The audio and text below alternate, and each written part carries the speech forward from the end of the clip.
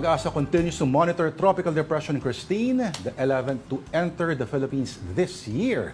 And for details, we have Mobile Journal, Francis Orso.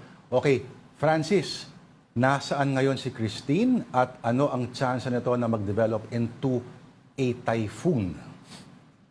Yes, Lord Denise, itong Tropical Depression Christine, ang bagyong Christina ngayon nga ay namataan ng pag-asa sa layong more than 800 kilometers sa may silangan ng Eastern Visayas ay patuloy na tinutumbok at sinusundan yung direksyon patungong westward or west-southwestward. At inaasahan nga natin by Friday or Thursday evening to Friday morning, mataas daw yung chance na mag-develop pa ito into a typhoon intensity, Lord. Pero mamayang gabi, ay dahil nga very favorable yung condition ng paghatak ng hangin at lakas itong bagyo dito sa may karagatan ng Pilipinas, ay mag-e-enhance pa ito at mag-i-intensify into a tropical storm. So sunod-sunod sa mga susunod na araw, asahan pa natin yung tuloy-tuloy na paglakas nitong bagyo. Kaya ngayon pa nga lang, marami na ring lugar yung nakataas sa tropical cyclone wind signal number 1, Lord.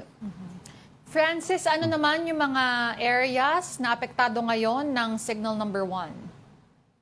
Yes, Denise, at kahit nga malawak or malayo pa sa kalupaan itong Tropical Depression Christine ay nakataas na yung signal number 1 sa maraming bahagi sa bansa, including some areas in Luzon, Visayas, and Mindanao, particularly sa may Catanduanes, Masbate, kabilang na ang Ticao at Burias Island, Camarines Sur, Albay, Sorsogon, Camarines Norte at eastern portion ng Quezon.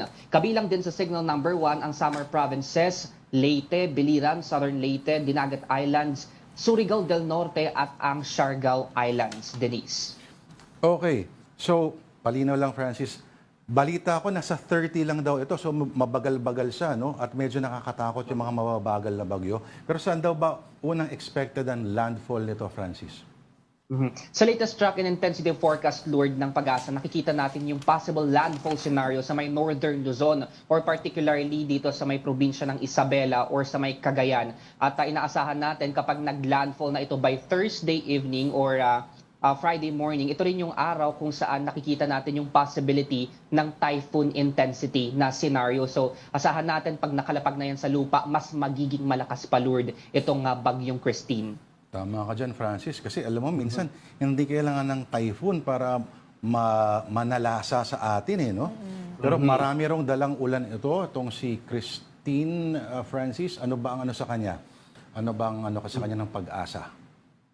Yes, Lord. Tama ka, no? Dahil nga kung makikita din natin sa satellite imagery, malawak yung yung cloud bands nitong typhoon or tropical depression Christine, at dahil nga kahit malayo pa siya sa kalupaan, yung trough o extension naman ay nagpapaulan na dito nga sa may eastern portion ng Visayas and Mindanao. Kaya makikita natin na sa mga susunod na araw, sabi din ng Pag-asa, heavy to intense rain so maaari nating maranasan or pwedeng more than 200 millimeters of rainfall. Kaya yung resulta nun ay syempre lalo na yung mga nasa low-lying areas or mga mabababang lugar ay mga pagbaha. At yung mga nasa mataas na lugar naman, sabi din ng Pag-asa, hindi malabo yung posibilidad ng landslide o pagguho ng lupa, Lord. Francis, confirm lang natin, no? Yung sabi mo kanina, landfall maybe on Thursday or Friday. Pero based dun sa forecast, kailan naman natin siya aasahang umexit naman ng Philippine Area of Responsibility?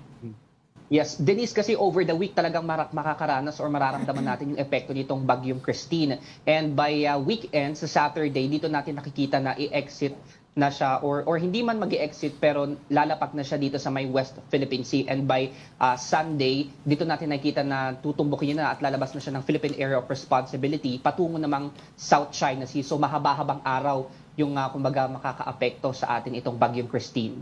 Abangan natin kung makakailang tawid ito sa katubigan at ilang landfall at gaano ba ito kalawak or kalapad, yung diametro ba ng ano na to, Francis?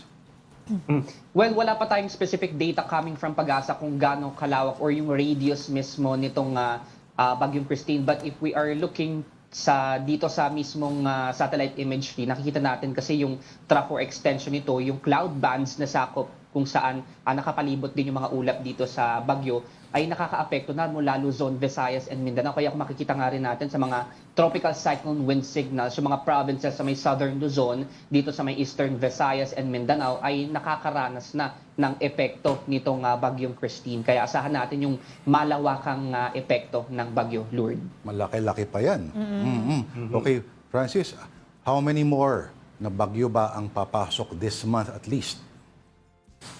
Based sa initial forecast ng Pag-asa for the October month overview ng weather, Lourdes, ay 2 to 3 typhoons or tropical cyclones yung pwedeng makaapekto dito sa ating bansa. And this bagyong Christine ay kauna-unahan pa lang naman dito sa ating bansa ngayong month ng October. Kaya expect natin in the following weeks, baka sa susunod na linggo, kasi naglabas na din ng tropical cyclone threat potential forecast itong Pag-asa, at merong posibleng isang sama ng panahon ng mabuo sa susunod na linggo after makaapekto sa atin nitong bagyong Christine, Lourdes.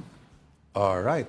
Si Tita Denise, tanong mo ba yung weather outlook for Metro Manila ngayon at ano? Parang binanggit na ni Francis kanina eh. Anyway, kasi baka, yun nga, sabi mo kanina na elementary ka pa lang noong 90s, so baka magkaroon ng epekto yan sa ating panahon. Pero anyway, maraming salamat sa iyo, Francis Orso, ang ating Mobile Journal. Thank you, Francis.